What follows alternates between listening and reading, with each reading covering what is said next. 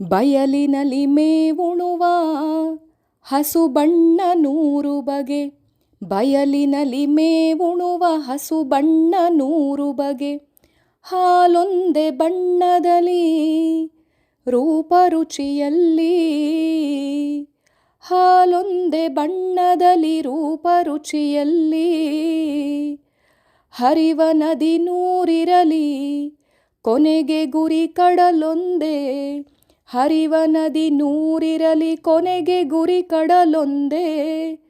ಪರವಸ್ತು ತಾನೊಂದೇ ಮುದ್ದು ರಾಮ. ಪರವಸ್ತು ತಾನೊಂದೇ ಮುದ್ದು ರಾಮ. ಬಯಲಿನಲ್ಲಿ ಮೇವುಣುವ ಹಸು ಬಣ್ಣ 100 ಬಗೆ. ಹಾಲೊಂದೇ ಬಣ್ಣದಲ್ಲಿ ರೂಪರುಚಿಯಲ್ಲಿ. ನೋಡಿ, ವಿಶ್ವಸಂಸ್ಥೆ ಅಂತ ಒಂದಿದೆಯೋ ಇಲ್ವೋ, ಅದು ಅನೇಕ ರಾಷ್ಟ್ರಗಳ ಎಲ್ಲರನ್ನು ಒಕ್ಕೂಡಿಸಿಕೊಂಡಂಥ ಒಂದು ಮನೆ. ಅದಕ್ಕೆ ಒಂದು ಹೆಸರು ಕೊಡಬೇಕು ಅಂತಂದಾಗ ಕರ್ನಾಟಕದವನೊಬ್ಬ ಕೊಟ್ಟ.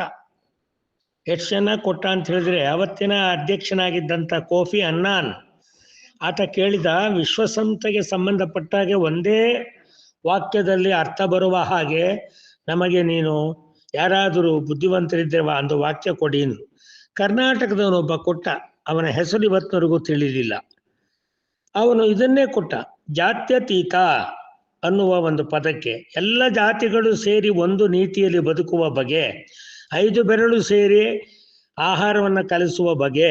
5 ಬೆರಳುಗಳು ತಟ್ಟೆ ಹಿಡಿದುಕೊಂಡು ಉಣುವ 5 ಬೆರಳಿಗೆ ಸಹಕಾರ ಕೊಟ್ಟ ಬಗೆ. ಇವೆಲ್ಲ ಒಂದೇ ಥರನ ಸಹಕಾರ ಸಹಭಾಗಿತ್ವದಿಂದ ಬಾಳ್ತಕ್ಕಂಥದ್ದು.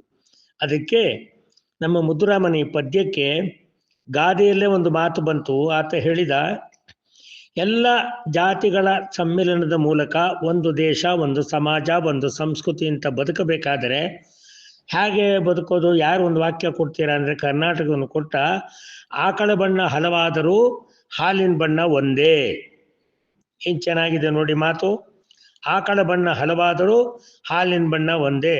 ಸೀಮೆ ಹಸು ಆದರೇನು, ಗಿಡ್ಡನೆ ತಳಿಯ ಹಸು ಆದರೇನು, ಎಮ್ಮೆ ಆದರೇನು, ಕತ್ತೆ ಆದರೇನು, ಕುರಿ ಆದರೇನು, ಆಡಾದರೇನು, ಯಾರಾದರೇನು ಸ್ವಾಮಿ, ಯಾವ ಪ್ರಾಣಿ ಆದರೇನು, ಯಾವ ಮನುಷ್ಯನಾದರೇನು, ಯಾವ ದೇಶದ ಯಾವ ಹೆಣ್ಣಾದರೇನು, ಅವರು ಕೊಡುವ ಹಾಲಿನ ಬಣ್ಣ ಒಂದೇ. ಇದನ್ನು ಅರ್ಥ ಮಾಡಿಕೊಂಡ್ರೆ ಒಂದೇ ಒಂದೇ ಒಂದೇ, ನಾವೆಲ್ಲ ಒಂದೇ ಎನ್ನುವ ತತ್ವ ಸುಲಭವಾಗಿ ತಿಳಿಯುತ್ತೆ. ಇದನ್ನು ಅರ್ಥೈಸಿಕೊಂಡರೆ ನಮ್ಮ ಬದುಕು ಯಾವತ್ತೂ ಕೂಡ ಸುಖ, ಸಂತೋಷ, ಸಂತೃಪ್ತಿ, ಸಮಾಧಾನದಿಂದ ಸಾಗುತ್ತೆ.